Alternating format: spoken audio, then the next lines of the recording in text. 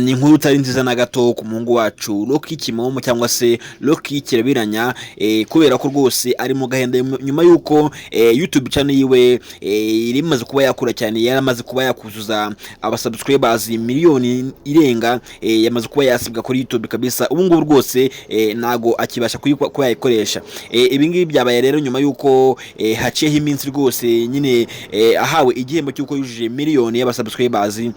Abantu benshi bari kugaruka kuba bibaza impamvu yaba yateye kuba YouTube isiba YouTube channel y'uyu musore, cyane ari umusore wamaze kuba akundwa cyane kwamamara mu Rwanda no hanze yarwo, cyane cyane hano muri East Africa. Rero ni ibintu byabaje abantu benshi, ni ibintu abantu benshi batakire neza na gato, nyuma yuko uyu musore yaramaze iminsi muri Leta Zunze Ubumwe za Amerika, aho yari agenda asinyana amasezerano n'ibigo bikomeye cyane bikina filime, cyane ko afite na website nyine inyura filime aba yasobanuye. Rero ni umusore uri kugenda yamama kandi iri kugenda mu nzira nziza nyine y'ibijyanye no kuba yakoresha imbuga nkoranyambaga ze kandi neza. Rero yari mu gahenda komeye nyuma yuko nyine YouTube yiwe isibwe burundu kuri YouTube, kuko yabanje kuba yajya mu bihano, nyine bahagaritseho gatoya ntiyabasha kuba yabona amafaranga ayiturutseho. None ubu ngubu nyine YouTube yarebye iravuga ati uyu muntu ntago ari mu nzira nziza, ntago ari mu nzira zo kuba agenda akurikiza amategeko yacu cyangwa se amabwiriza YouTube igenderaho. Ati rero twafashe umwanzuro wo kuba twayihagarika. Ni ibintu rero yatangaje, yanditse ku rukuta rwe rwa Instagram, abitangaza ariko nyine ubona ko afite agahinda kenshi.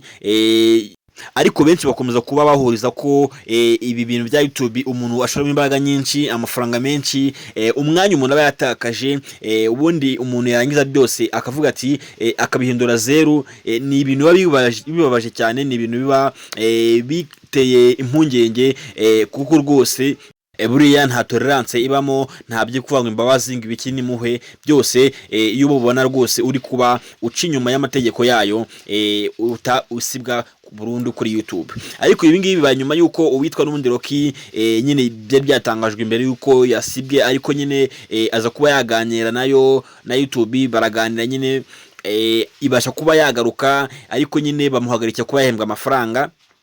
Ubwo rero nyine yakomeje kugenda none yongera ashyiraho ibiganiro bitandukanye, cyane cyane yabana kujya politike, tuza no kureberaho ko ari gishobora kuba yazize. Nyine YouTube iramubwira ati urimo kugenda uvarotinga amategeko yacu, ati tuba tugahagaritse. Rero yakomeje kugenda ashyiraho video nyine zibijyanye na politike, no muri Kongo nabyo bivuzeho. Ndibuka ko no muri Tanzania ejo bundi muri ya myigaragambyo byabaye naho yagiye akoraho. Nibyo bintu rero YouTube ishobora kuba kugenda imuhanira, bigatuma amakosa yiyongera, hakaba hamuviriyemo kuba yasibwa burundu. Gusa ariko benshi bakomeje kugenda bavuga ko rwose yahindura ibyo akora, akareka kuba yakibana kuri politike, kubera ko ngo buriya politiki ni ikintu iyo udakikoranye ubushishozi n'imbaraga nyir'ubwenge bwinshi, usanga waguye mu mutego nyine, ukaba waba nka Rocky nyine wamaze kuba yasibirwa channel yiwe. Ariko benshi nanone bakagenda bavuga ati ni ibintu azi gukora kandi bikora neza.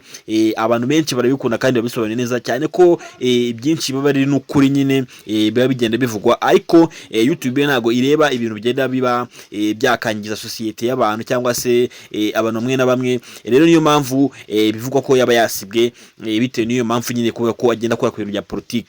Ko mu gusoza umwaka kubi kwa Rocky, benshi ntibabona no kuba bamucira ibyo bamubwira bati wayobye ibintu byawe, bavuga ati shora mu muziki, tushore mu bindi. Ariko ibintu byo kurikorera kuri YouTube ukora ibintu bya politike, ati ntabwo uri umupoliticien, ntabwo uri umuyobozi ku buryo ibintu nk'ibyo byimenya. Ati uri gukora n'amakosa menshi nuko utayabwirwa. Ati rero niyo mpamvu ubonye igisubizo. Abo ngabo rero ni zimwe muri comment abantu benshi bagiye bamwereka kuri Instagram ze, bamubwira ati rwose ati wenda wajya mu miziki ugashora handi, ugakora ibiganiro nkaba MRN ko nawe uri umustar urazwi.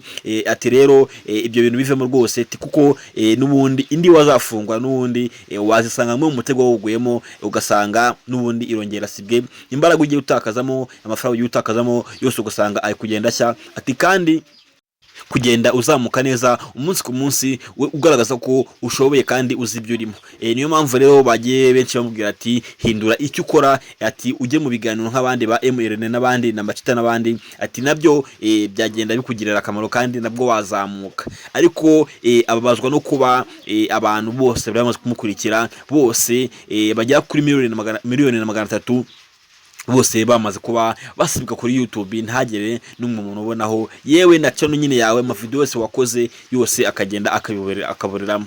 Rero ni ibintu abantu benshi nyine bakomeje kugenda bavuga ati pole sana, cyane ko nyine hatabura n'abandi baba bacana ajye mubwira ati ibyo ntago y'ibyawe ati ntabyo ifitemo, ati byihorere.